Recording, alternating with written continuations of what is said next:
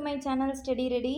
இன்றைக்கி நம்மளோட ஹிந்தி சேனலில் என்ன பார்க்க போகிறோம் அப்படின்னு பார்த்தீங்கன்னா, பிரவீன் பூர்வாத்தில் இருக்கக்கூடிய 4th லேக்கு தான் இன்றைக்கி நம்ம பார்க்க போகிறோம். பாருங்கள், படித் புஸ்தக் கே ஆதார் பர் விவேச்சனாத்மக் லேக் லிக்கியே அப்படின்னு கொடுத்துருக்குறாங்க. ஓகேவா? அதில் நம்ம பார்க்க போகிறது 4th ஒன்றா இருக்கக்கூடிய ராஜ்ய பாஷா ராஷ்டிர பாஷா. நான் சரவணா கைடில் சொல்லிகிட்ருக்கேன். நீங்கள் புக்கில் இல்லை வேறு கைடில் இருந்தாலும் நீங்கள் பார்த்துக்கோங்க. இது சரவணா கைடு. லேகக் பரிச்சய, நம்மளுடைய எழுத்தாளருடைய அறிமுகம். இதை எழுதுனது யாருன்னா ராம்விலாஸ் சர்மா அப்படிங்கிறவர் தான் எழுதியிருக்காரு. இவருடைய அறிமுகம் பார்க்கலாம். ராஜ்ய பாஷா ராஷ்டிர பாஷா ஸ்ரீ ராமவிலாஸ் சர்மாக்கா நிபந்த் ஹே. இந்த ராஜ்ய பாஷான்னு என்னம்மா, ஆட்சி மொழி. ராஷ்டிர பாஷானா தேசிய மொழி. ஓகேவா? ஆட்சி மொழி தேசிய மொழி அப்படிங்கிற இந்த கட்டுரை எழுதுனது ஸ்ரீ ராம்விலாஸ் சர்மா. ஆப்கி பிராரம்பிக் சிக்ஷா காவ் மே ஹுய். இவருடைய ஆரம்ப கல்வியெலாம் பார்த்திங்கன்னா கிராமத்தில் தான் ஏற்பட்டது. உச்ச சிக்ஷா லக்னௌ மே ஹுயி. இவருடைய அந்த உயர்கல்வி அப்படிங்கிறது லக்னௌன்னு சொல்லுவாங்க, லக்னோ அப்படின்னு சொல்லுவாங்க, அதில் படிச்சிருக்கிறாரு. ஆரம்பமே வே கவிதா லிக்தே தே. ஆரம்பத்தில் இவர் கவிதைகள் தான் எழுதிட்டு இருந்தார். ஃபிர் ஆப்னே ஏக் உபன்யாஸ் ஒரு நாடக் லிகா. அதுக்கப்புறம் ஒரு நாவல் மற்றும் ஒரு நாடகம் எழுதுகிறாரு. உஸ்கே பாத் ஆலோசனா காரியமே ஜுட் கயே. அதுக்கப்புறம் இவர் என்ன பண்ணார், இந்த விமர்சக இதெல்லாம் விஷயங்கள்லாம் இவர் இணைந்துக்கிட்டு இருந்தார். விமர்சகர் மாதிரி எழுதுவாங்க அந்த மாதிரி. ஆப்கோ சாகித்ய அகாதமி கி ஓர் சே சம்மானித் கியா கயா. இவருக்கு இந்த இலக்கிய துறையில் இப்போ அந்த பகுதியில் பார்த்திங்கன்னா இவருக்கு நிறைய விருதுகளால் இவர் கௌரவிக்கப்பட்டிருந்தார். ஆப்னே புரஸ்கார் கே ரூப் மே மிலே ரூபியோங்கோ. இவர் இந்த ப்ரைஸ் ரூபத்தில் கிடைச்ச காசுகளெல்லாம் சாக்ஷரதா பிரசார் கேலியே தான் கர்தியா.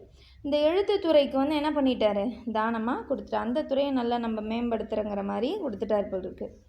லேக் பரிச்சய, இந்த கட்டுரையை பற்றி கொடுத்துருக்குறாங்க.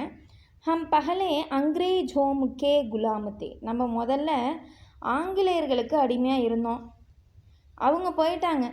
அப்பு அங்கிரேஜிக்கே குலாம் ஹே. இப்போ நம்ம யாரோட அடிமையாக இருக்கோம், அவன் விட்டுட்டு போன மொழி ஆங்கில மொழிக்கு நம்ம அடிமையாக இருக்கிறோம். இஸ் குலாமி கோ தோடு ஃபெங்க்னே கே உபாய் இஸ் நிபந்தமே பத்தாயே கயே ஹே. என்ன சொல்லியிருக்காங்க, இந்த அடிமைத்தனத்தை உடைத்து எறிவதற்கான உபாயம் இந்த கட்டுரையில் சொல்லப்பட்டிருக்கிறது அப்படின்னு சொல்லியிருக்கிறாங்க. ஓகேவாம்மா? ஸோ பார்த்திங்கன்னா இந்த ஹிந்தி கிளாஸ் படிக்கிறீங்க, நிறைய ஸ்டூடெண்ட் பார்த்திங்கன்னா இந்த சேர்க்கறதுக்குள்ளே அந்தந்த டீச்சர்ஸ்க்கு கேட்டால் தான் அந்த அனுபவம் தெரியும். இந்த இங்கிலீஷுக்கு கொடுக்குற மகத்துவத்தை நம்ம நாட்டு மொழியான ஹிந்திக்கு குழந்தைகளும் சரி பெற்றோர்களும் சரி கொடுக்கறதில்ல. நீங்கள் முதல்ல நம்ம மொழி பேச தெரிஞ்சிருக்கணும். நம்ம மொழி தமிழ் தான், இல்லைன்னு சொல்லலை. பட் நம்ம கண்ட்ரிக்குள்ளே என்ன இருக்குது, நம்ம இந்தியாவுக்குள்ளே என்ன மொழி மோஸ்ட்லி பேசப்படுறது ஹிந்தி தான். ஸோ இதை தெரிஞ்சுக்கணும். நம்ம இல்லை நாங்கள் வெளிநாட்டு ஜாப்பு தேடுறோம் அப்படிங்கிறம்போது தான் நீங்கள் என்ன பண்ணுவீங்க, 2-3 லாங்குவேஜ் தெரிஞ்சு வச்சுக்கிறது தப்பே கிடையாது. ஆனாலும் நம்ம முதல்ல நம்மளுடைய தேசிய மொழியை நம்ம தெரிஞ்சுக்கணும், அதுக்கப்புறம் தான் நம்ம அடிமைப்பட்ட மொழியை நம்ம கற்றுக்கணும் அப்படிங்கிறதான் இதில் கொடுத்துருக்குறாங்க. ஓகேம்மா? சரி. அஹிந்தி பாஷி நேதா. ஹிந்தி பேச தெரியாத தலைவர்கள் எத்தனையோ பேர் இருந்தாங்க இல்லையா? ஸோ அவங்கள தான் இங்கே சொல்லியிருக்காங்க, அறியாத தலைவர்கள். காந்திஜி அஹிந்தி பாஷி தே. காந்திஜி ஹிந்தி பேசாத ஒரு தலைவர் தான். फिर भी वे हिंदी में भाषण देकर जनता को मोह लेते थे. ஆனாலும் கூட அவர் பிறகு பார்த்திங்கன்னா ஹிந்தி பேசி அந்த ஹிந்தி மொழியை பேச தொடங்கினதுக்கு அப்புறம் தான் மக்களுக்கு அதன் மேலே ஒரு ஈர்ப்பை ஏற்படுத்தினார். ஹிந்தி ஜானே பினா கொயி அகில் பாரதிய நேதா நஹி பன் சக்தா. இந்த ஹிந்தி தெரிஞ்சுக்காமல் எந்த ஒரு மிகப்பெரிய பாரதிய தலைவர்களுமே உருவாகியிருக்க முடியாது. சுபாஷ் சந்திரபோஸ் அஹிந்தி பாஷி ஹோக்கர் பி ஹிந்தி மே பாஷன் தேத்தே தே.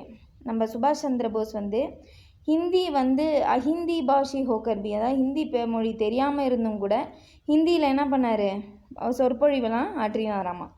வே யஹு ந சமஜ்தே தே கி. அவர் இப்படி நினைக்கல, என்னென்னா இஸ்ஸே உன்கி மாத்ருபாஷா, ஹிந்தி பேசுகிறதுனால அவருடைய தாய்மொழி அபமானப்படுத்தப்படுதுன்னு அவர் நினைக்கல. என்னோட தாய்மொழி எனக்கு நல்லா தெரியும், அதை தவறையும் என்கிட்ட டேலண்ட் இருக்குது, அப்படி தான் நம்ம நினைக்கணும்.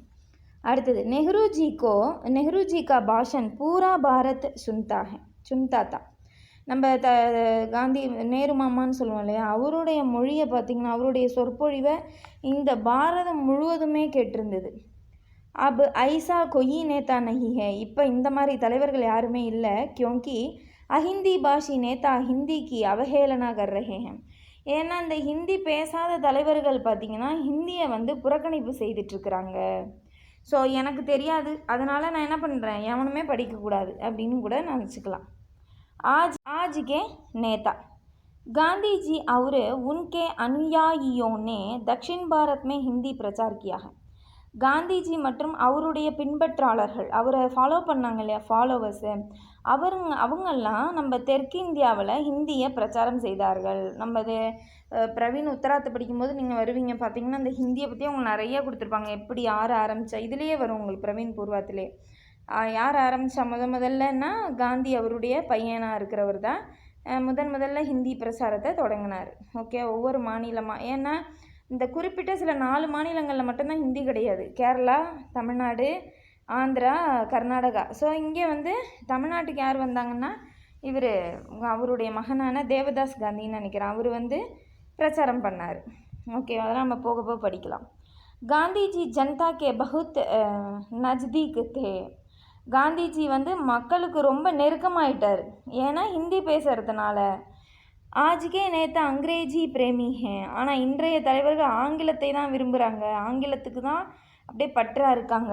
இஸ்லே ஜனதா கே நிக்கட் ஜானேமே சஃபல் நஹி ஹோ ரஹே ஹே. அதனால் மக்களை அணுகுவதில், கிட்டக்க அவங்கள நெருங்கி வர்றதில் வெற்றி அடைய முடியாமல் இருந்துகிட்ருக்குறாங்க அப்படின்னு சொல்கிறாங்க. தோல்வி தான் அவங்களுக்கு கிடைக்குது.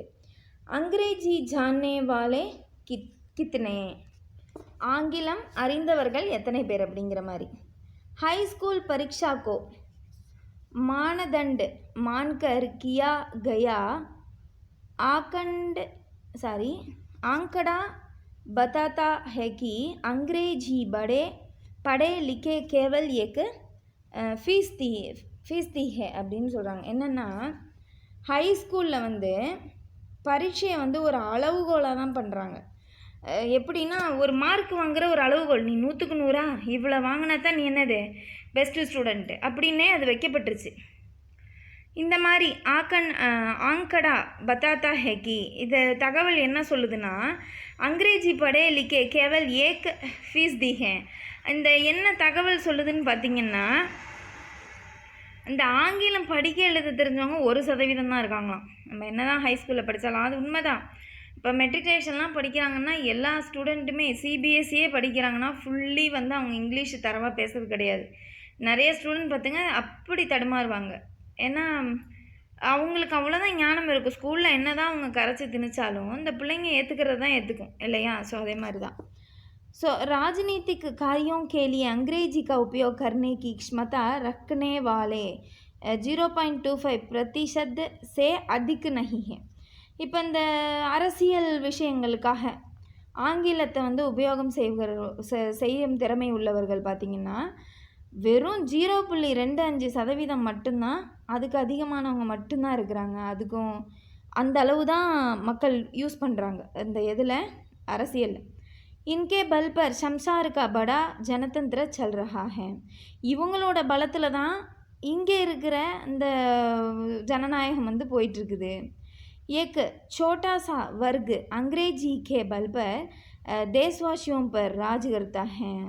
ஒரு சிறிய அளவிலான வர்க்கமுடைய அந்த ஆளுகை மட்டும்தான் இந்த ஆங்கிலத்தின் துணையோட நம்ம ஆளுகை மேலே வந்து ஆட்சியை செலுத்திட்டு இருக்கிறாங்க அப்படின்னு சொல்கிறாங்க. अंग्रेजी गुलामी, ஆங்கிலத்தினுடைய அடிமை. अंग्रेजी के संबंध में कहा जाता है कि यह विश्व भाषा है. ஆங்கிலத்தை பற்றி பேசும்போது என்ன சொல்லப்படுதாமா, இது உலக மொழி அப்படின்னு சொல்லப்படுதாமா.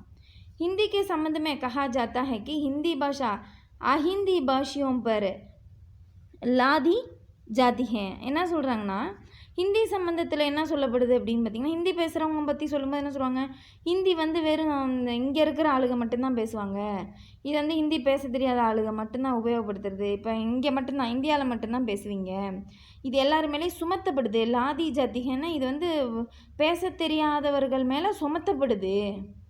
ஒரு அதாவது என்ன சொல்லுவாங்க, ஃபோர்ஸ் பண்ணுறாங்க இந்த மொழியை அப்படின்னு சொல்லி தான் சொல்கிறாங்க. அங்கிரேஜியா ஹிந்தி, ஆங்கிலமாக இருக்கட்டும் அல்லது ஹிந்தியோ. ஜப் யஹ் சவால் ஆத்தா ஹே தப் லோக் அங்கிரேஜி கோ ஹி சுன்தே ஹேன். இதை பற்றின கேள்வி எப்பொழுதெல்லாம் கேட்கப்படுகிறதோ அப்போ மக்கள் என்ன சொல்கிறாங்க, ஆங்கிலத்தை தான் ஏற்கிறார்களாம். அதைத்தான் பதிலாக சொல்கிறாங்க. इन लोगों को हिंदुस्तानी की गुलामी से अंग्रेजी की गुलामी अच्छी लगती है. இப்படிப்பட்ட ஆளுகளுக்கு நம்ம நாட்டு அடிமையாக இருக்கிறத காட்டிலும் ஆங்கிலத்துக்கு அடிமையாக இருக்கிறதா ரொம்ப நல்லதாக பட்டிருக்குது போல் இருக்கு அப்படின்னு சொல்லியிருக்காங்க. ஸோ பிராந்த்மே பிராந்திய பாஷா, இந்த மாநிலங்களில் மாநில மொழி அப்படிங்கிறத பார்க்குறோம். नेताओं को स्पष्ट करना चाहिए कि हिंदी अंग्रेजी का स्थान नहीं लेगी. தலைவர்கள் வந்து தெளிவாக இதை புரிஞ்சுக்கணும். என்னென்னா, ஹிந்தி வந்து ஆங்கிலத்தோட இடத்தை எடுக்கவில்லை. ஆங்கிலத்தை தூக்கிட்டு நீ ஹிந்தியை போடுன்னு சொல்லலை. பிராந்திய பாஷாமே ஹி காம்காஜ் ஹோகா. இப்போ ஒரு மாநிலம்னு எடுத்துக்கிட்டிங்கன்னா அந்த மாநில மொழியில் தானே அங்கே உள்ள வேலையெல்லாம் நடக்குது. பிராந்தோं के परस्पर व्यवहार के लिए और केंद्रीय राजकाज के लिए हिंदी का व्यवहार होगा. அந்த மாநில பரஸ்பர விவகாரங்கள்லையும் சரி, அரசியல் சம்மந்தப்பட்ட விவகாரங்களாக இருக்கட்டும் அல்லது அந்த மத்திய ஆட்சி, ராஜ்காஜ்னா என்ன, அந்த ஆட்சி விஷயங்களாக இருக்கட்டும், இதுக்கெல்லாம் ஹிந்தி தான் வந்து என்னது வேலை பண்ணிகிட்டு இருக்குது. நீ அங்கே போய் என்ன பண்ண முடியாது. தமிழ்நாட்டில் உட்காந்துட்டு நான் இல்லை இங்கிலீஷில் பேசியே நான் வேலை சாதிக்கிறேன்னா, இங்கே இங்கிலீஷ் தெரியாதவன் 1000 பேர் இருக்காங்க. ஸோ அந்த மாதிரி பார்த்திங்க அப்படின்னா அந்தந்த மொழியில் அந்தந்த மாநிலத்தில் அந்தந்த மொழி தான் ஆட்சி பண்ணிட்டு வருது. ஸோ அப்போ வந்து நீ ஏன் இன்னொரு மொழியை கொண்டு வந்து திணிக்கிறீங்க, அங்கிரேஜிக்கு வந்து நீங்கள் இம்பார்ட்டன்ட் கொடுக்குறீங்க அப்படிங்கிற மாதிரி சொல்லியிருக்கிறாங்க. அடுத்தது லோகோங் கா கலத் விசார், மக்களினுடைய ஒரு தப்பான ஒரு எண்ணம். आज भारत के लोग दूसरी भारतीय भाषाओं से घृणा करके अंग्रेजी को गले लगाते हैं.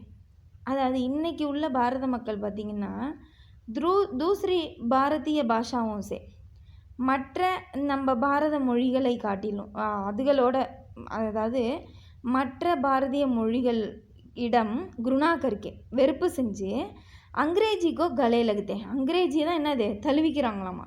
எனக்கு ஆங்கிலம் தான் வேணும், இங்கே இருக்கிற மொழி சீப்பு, ரொம்ப அப்படியே கேவலமாக நினைக்கிறது. லோகோங்கோ எஹ் கலத் விசார் ஹுவா ஹே கி, மக்களுக்கு இந்த ஒரு கெட்ட ஒரு எண்ணம் இருக்குது. விசார்னா எண்ணம். பாரதிய பாஷா ஏன் தரித்திர ஹே, நம்மளுடைய பாரதிய மொழி வந்து ஏழ்மை மொழி. அதை நான் சொன்னாலே அசிங்கமாக நினைக்கிறது, நம்மளை தாழ்த்தி நினச்சிக்கிறது. அவர் அங்கிரேஜி கே பினா ஹமாரா காம் சல் நஹீ சக்தா, ஆங்கிலம் பேசாமல் என்ன பண்ண முடியாது, நம்ம வேலையை செய்யவே முடியாது. பாருங்கள், நுனி நாக்கில் இங்கிலீஷ் தெரிஞ்சால் தான் வேலையே, டீச்சர் வேலையே. ஃபுல் ஃப்ளூயண்ட் இருக்குதா, 7000 சம்பளம் 5000 சம்பளத்துக்கு ஃபுல் ஃப்ளூயண்ட்டு போய் கற்றுன்னு கத்திட்டு 5000 ரூபா சம்பளத்தை 30 நாளைக்கு வாங்கிட்டு வரணும். ஸோ அந்த மாதிரி இப்படிலாம் இருக்குது நிறையா. ஆனால் அவன் என்ன தான் இங்கிலீஷுக்கு அவன் அத்தனை ஆயிரம் செலவு பண்ணிட்டு போயிருந்துருப்பாங்க. ஆனாலும் பார்த்திங்கன்னா அவங்களுக்கு கொடுக்குற சம்பளம் கம்மி தான் ப்ரைவேட்டில் பார்த்திங்கன்னா. ஆனால் ஆங்கிலம் தெரிஞ்சிருக்கணும், அவ்வளோ இம்பார்ட்டண்ட். कुछ लोग कहते हैं कि हिंदी में उद्योग और विज्ञान की बातों को समझाने के लिए पारिभाषिक शब्दावली नहीं है. சில மக்கள் சொல்கிறாங்க, என்ன சொல்கிறாங்கன்னா, ஹிந்தியில் உத்தியோக் வேலையாக இருக்கட்டும் அல்லது விஞ்ஞானிக்கு பாத்தோங்கோ, இந்த விஞ்ஞான சம்மந்தப்பட்ட விஷயங்களை சம்ஜானே கேலியே, அதை புரிஞ்சுக்கிறதுக்காக இந்த பரிபாஷிக் சப்தாவளி எப்படின்னா இந்த சொற்களஞ்சியம்னு சொல்லுவோம் இல்லையா, சொல்லகராதி, இந்த டிக்ஷனரிலாம் இருக்கு இல்லையா, அதெல்லாம் இல்லை. மகர் பாரிபாஷிக் शब्दों का उपयोग सीमित क्षेत्र में विशेषज्ञ करते हैं, जनता नहीं. ஆனால் இந்த மாதிரி இந்த பாரிபாஷிக் சப்தம்கா, இந்த மற்ற இந்த தொழில் சம்பந்தமான சொற்களை வந்து உபயோகப்படுத்துறதுக்கு வரையறுக்கப்பட்ட துறையில் வந்து விசேஷஜ்ஞ கர்த்தேன்னா சிறப்பு செய்கிறாங்க. அது ஏதோ மனிதர்கள் இல்லை அப்படிங்கிற மாதிரி கொடுத்துருக்காங்க. என்னன்னு சொல்கிறேங்க, இதை எப்படி எடுத்துக்கலாம்னா, இப்போ நான் வந்து எனக்கு தேவைப்பட்ட ஒரு சிலப்பட்ட துறைகளில் நான் தெரிஞ்சுக்கணும்னு வச்சுக்கோங்களேன். இப்போ இங்கிலீஷ் டிக்ஷனரி வந்து பார்த்திங்கன்னா எல்லா விதமான வேர்ட்ஸும் நீங்கள் தெரிஞ்சுக்கலாம், ஓகேவா. ஆனால் வந்து ஹிந்திங்கிறதுக்கு வந்து எப்படி இருக்குன்னு சொல்ல தெரில. ஆனால் வந்து அவங்க என்ன சொல்கிறாங்கன்னா, விஞ்ஞான சம்மந்தப்பட்ட வார்த்தைகள்லாம் நாங்கள் தேடும்போது இங்கிலீஷ் தான் எங்களுக்கு சூட்டபிளாக இருக்கும், இந்த ஹிந்தி இதை மாதிரி இதை யூஸ் பண்ணும்போது அது எனக்கு அவ்வளோ சிறப்பாக இருக்காது அப்படிங்கிற மாதிரி இதை சொல்கிறாங்க. यह शब्दावली गड़ी जाती है. இது நம்மளை வந்து என்ன பண்ணுதான், இந்த மாதிரி வார்த்தைகள் நம்மளை அடிமைப்படுத்துது. ஹிந்தி மே பரிபாஷிக் சப்தாவளி பனாயி ஜா சக்தி ஹே. இந்த ஹிந்தியில் கூட இந்த மாதிரி சொல்லகராதிகள் வந்து உருவாக்கப்பட்டுட்டு தான் இருக்குது அப்படின்னு சொல்கிறாங்க. ஓகே, நெக்ஸ்ட்டு அங்கிரேஜிக்கோ பஹாவோ, ஆங்கிலத்தை விரட்டு அப்படின்னு சொல்லியிருக்கிறாங்க. प्रदेशों के स्कूलों में शिक्षा का माध्यम वहाँ की प्रादेशिक भाषा होनी चाहिए. இந்த பிரதேசம்கேன்னா இந்த வெளிநாடுகள்லாம் பார்த்திங்கன்னா வேறு நாடுகள்லாம் பார்த்திங்கன்னா அந்த ஸ்கூலில் உள்ள கல்வி வந்து மாத்தியம் வஹாங்கி அங்கே உள்ள பிரதேச மொழிகளால் தான் செய்யணும். இப்போது இங்கிலீஷ்காரவங்க நாட்டில் போய் ஹிந்தியை வச்சு சொல்லித்தரது கிடையாது. அவனுடைய மொழியான ஆங்கிலத்தை தான் உபயோகப்படுத்தி கற்றுக் கொடுக்குறாங்க. शिक्षा संस्थाओं से लेकर न्यायालयों तक सारा काम अंग्रेजी में हो रहा है. கல்வித்துறை அந்த துறையிலேருந்து எடுத்துக்கிட்டு நம்ம வழக்குத்துறை இந்த நீதிமன்றம்னு சொல்லுவோம் இல்லையா, அது வரைக்கும் எல்லா வேலையுமே ஆங்கிலத்தில் தான் நடக்கும். நம்ம பாருங்கள், இப்போ நம்ம தமிழ்நாட்டில் ஆனால் இங்கிலீஷில் வாதாடுவாங்க போல் இருக்குது. ஸோ ஏன் நம்ம தமிழ் பிராந்தியத்தில் தமிழே பண்ணலாம் இல்லையா? இங்கே உள்ளவங்களுக்கு அப்படி தான் புரியும். இதை புரியாதவங்க எத்தனை பேர் போகிறாங்க, பத்தன்னு முழிச்சிட்ருப்போம். ஸோ அந்த மாதிரி சொல்ல வராங்க. ஏக பந்து ஹோனா சாஹியே, இதை நம்ம தடை பண்ணணும். ஓகேவா? இது நம்ம நாட்டில் இருக்கிற முறையை அவங்க சொல்லிகிட்ருக்குறாங்க. பாரதிய பாஷாவோं की समृद्धि को स्वीकार करके अंग्रेजी को विश्वविद्यालयों से निकाल देना चाहिए. இந்த பாரதிய மொழிகளை வந்து வளமாக்கி அதை தத்தெடுத்து அதை நம்ம ஏற்றுக்கிட்டு ஆங்கிலத்தை வந்து இந்த பல்கலைக்கழகத்துலேருந்து வெளியேற்றணும். ஏன் அதுக்கு இம்பார்ட்டன்ட் கொடுக்குறீங்க? நம்ம நாட்டில் என்ன மொழி அதை கொண்டு வாங்க அப்படிங்கிற மாதிரி சொல்கிறாங்க. சரி, விசேஷத்தா சிறப்பு பார்க்கலாம். ஹிந்திக்கு உன்னதி பாரதிக்கு உன்னதி ஹே. ஹிந்தியினுடைய முன்னேற்றம் தான் பாரதத்தின் முன்னேற்றம். लेखक ने लोगों के गलत विचारों को दूर करने का प्रयास किया है. நம்மளுடைய எழுத்தாளர் வந்து மக்களினுடைய இந்த கெட்ட ஒரு அபிப்பிராயத்தை எண்ணத்தை வந்து அகற்றுவதற்கான முயற்சியை செய்கிறார் அப்படின்னு சொல்லி முடிச்சிருக்கிறாங்க. ஸோ இந்த வீடியோ உங்களுக்கு கண்டிப்பாக பிடிச்சிருக்குன்னு நினைக்கிறேம்மா. அந்த ஒரு இடத்துல தான் எனக்கு கன்ஃபியூஸாக இருக்கும், மற்றபடி உங்களுக்கு ஓகேவாக தான் இருக்கும்னு நினைக்கிறேன். இந்த வீடியோ பிடிச்சிருந்தா லைக் பண்ணிடுங்க, ஷேர் பண்ணுங்கள், சப்ஸ்கிரைப் பண்ணுங்கள். தேங்க்யூ ஃபார் வாட்சிங்.